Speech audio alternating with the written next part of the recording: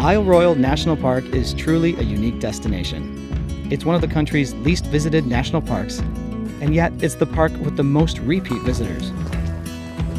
We recently spent 4 nights on the island, packing all of our gear in and out. And in this video, I'll show you what you can expect from an overnight backpacking trip to Isle Royale National Park, Michigan's northernmost region of remote wilderness.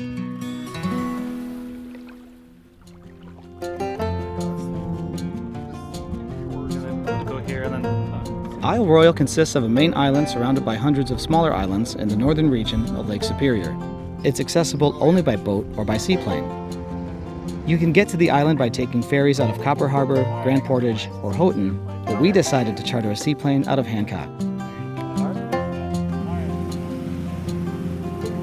The best part about taking a seaplane was the aerial view as we flew into Tobin Harbor.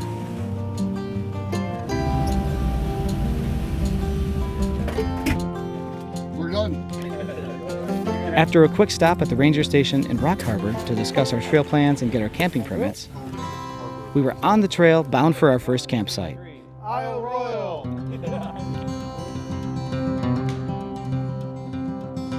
There are 36 campgrounds located across the island, which are only accessible by hiking the trails or by watercraft.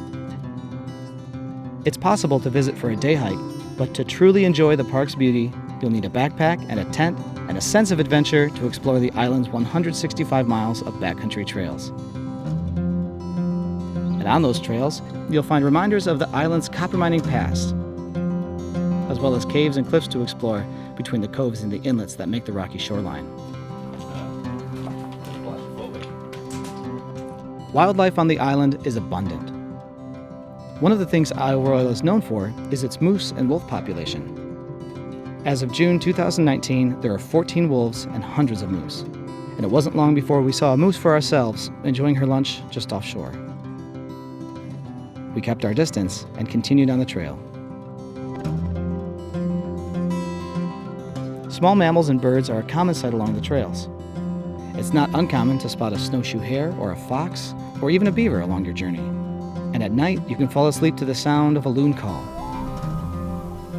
And if you're really lucky, you might even hear the howl of a wolf.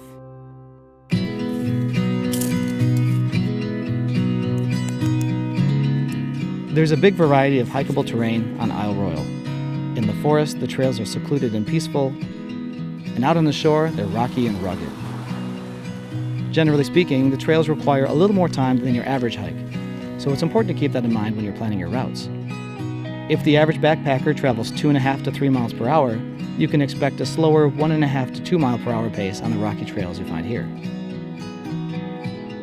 One of the big attractions of this national park is that its remote location has preserved its natural landscape. While Rock Harbor and Wendigo have lodges where you can enjoy hot meals and amenities like hot showers and flushing toilets, the rest of the island requires backcountry backpacking skills. Self-sufficiency is a must, and you need to pack for success and plan ahead. Thank you, Campsite 8. On one of the mornings of our trip, the day started off with an unexpected delay. A big bull moose was blocking our path. Under normal circumstances, it's important to stay on the trail and leave no trace, but after realizing the moose wasn't leaving anytime soon, we took a small detour off the path to get around him. Soon we were at a safe distance to get back on the trail and continue on our way.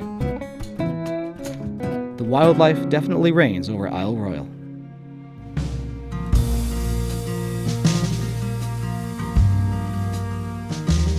At the end of the week, the plane touched down, we climbed aboard feeling refreshed, recharged, and full of great memories from our trip. Even though this was my second visit, each day was full of new experiences. 4 nights and 40 miles gives visitors only a small taste of what Isle Royale has to offer. And as the plane took off, we couldn't help but think about the next time we could get together and return to explore more of Isle Royale.